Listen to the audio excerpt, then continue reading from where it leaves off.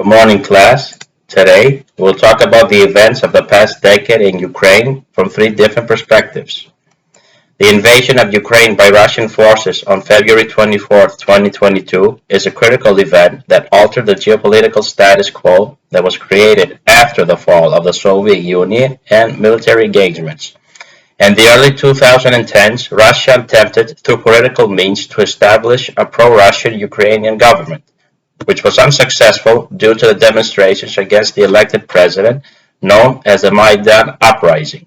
Ukraine, since the Soviet Union and until this day, has been a vital part of Russia's geopolitical aspirations. As Stephen Larrabee reminds us, Russia ceases to be a Eurasian empire without Ukraine. In his article, Russia, Ukraine, and Central Europe, the Return of Geopolitics. After the annexation of Crimea in 2014 by Russian forces, eastern Ukraine was war-torn as local separatist groups, with assistance from Moscow and Ukrainian fighters, clashed for dominance in the area. Joshua Mulford showcases how both countries used non-state actors, other than the boots on the ground, to further their interests. These non-state entities have exerted considerable influence in shaping and influencing the ongoing conflict in Ukraine.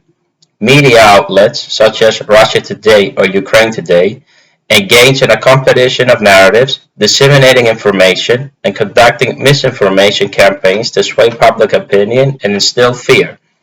The Orthodox Church has also entered the fray, as a patriarchate of Moscow and Kiev have supported the government's narrative.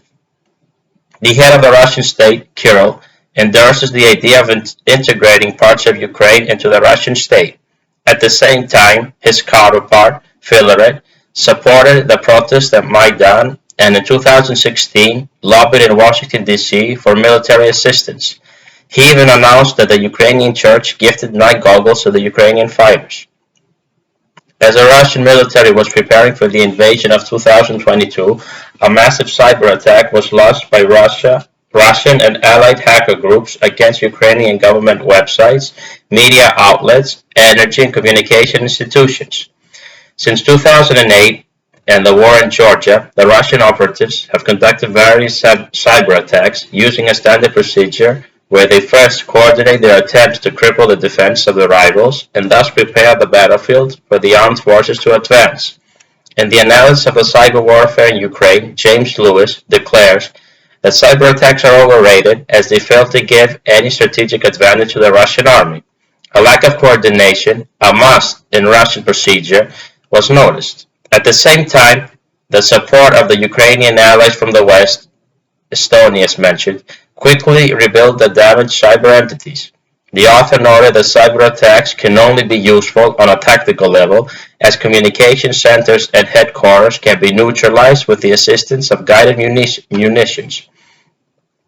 The events of the last decade in Ukraine have revealed to the public how the states operate in the 21st century in their efforts to secure their interests.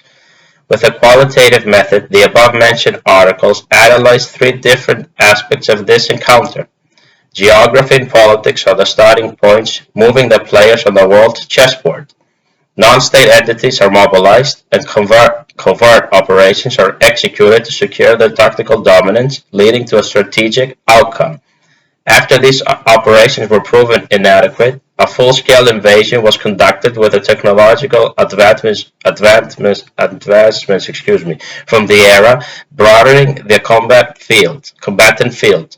Still, the cooperation of the Western allies of Ukraine, the armed forces resistance, and the inefficiencies of the Russian military and political establishment have led to a stalemate and a battlefield that resembles the trench warfare of the First World War.